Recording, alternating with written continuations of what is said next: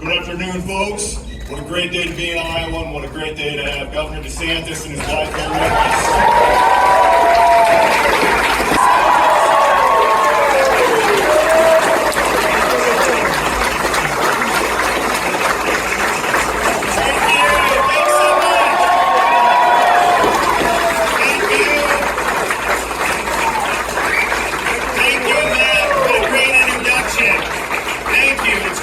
Council Bluffs. It's great to see you all here today.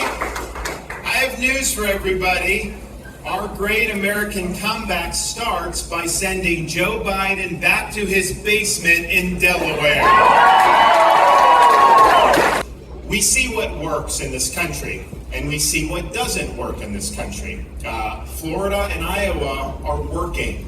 Some of these leftist states are failing. And the policies explain everything. And I remember being up here a few months ago, and someone had written something about, man, Iowa's doing a lot of great stuff like Florida. There may be the Florida of the North. And I said, yeah. But then I started looking to seeing all the good stuff they're doing. And I said, maybe Florida's the Iowa of the South. And so you all should be. With me, anything we're doing, anything I'm saying is not some idle promise. It's not some rhetoric.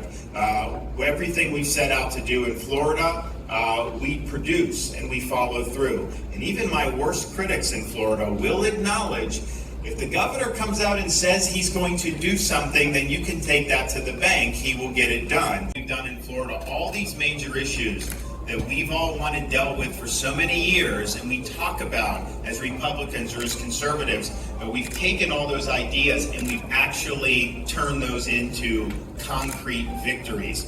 Let me just tell you about a few of them. We now in the state of Florida have signed legislation banning land purchases by the CCP and related entities. So farm land, no anything.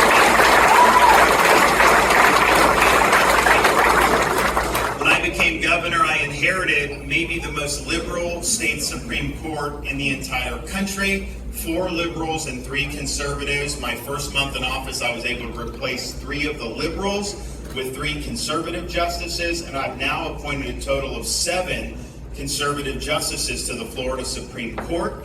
We now have the most conservative Supreme Court in the United States.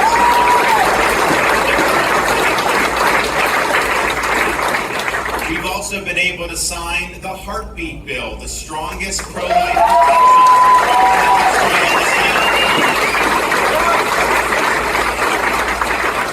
We enacted the largest expansion of parental school choice in the history of the United States. Universal education savings accounts. You have the right to send those dollars to the school of your choice. We bolstered Second Amendment rights by enacting constitutional carry, and we became the 26th state. We now have a majority of all the different things that we've done, and we've done a lot of good stuff. Probably the one that I think that rings the closest to my heart is we've taken a very strong stand on the notion that the purpose of our schools is to educate kids, not to indoctrinate kids. By the way, in Florida, we make it very clear, yes, K-12 important and beyond important, but a 4-year brick and ivy university is not the only way you can become successful. In fact, it's not the best way for many people. So we do a lot on vocational education and on workforce education. You can go and become a truck driver now. Walmart will hire you for $110,000. You can get that. We've expanded that in Florida, so you have great opportunities. Are you worse because you didn't do college than somebody that went for 6 years, went $100,000 in debt, and got a degree in zombie studies, and is working where they could have worked? No, you're not any worse. Enough for our rights, but when he goes up to Washington and he's entrenched up there in the swamp, how do we know that he's going to be able to stay strong, to hold true, what he believes in? And understandable. I get that question, right? Because so many people are so frustrated by all of these people that go up to Washington or other elected offices. They become listless vessels. They say they're going to do one thing, and then they go rogue, they go native, and they never hold true to their word, and it's very frustrating. But I can tell you, having watched him in front of the cameras and then watching him behind the scenes, I can tell you that Ron DeSantis always stands up for what's right. He never backs down. And when he says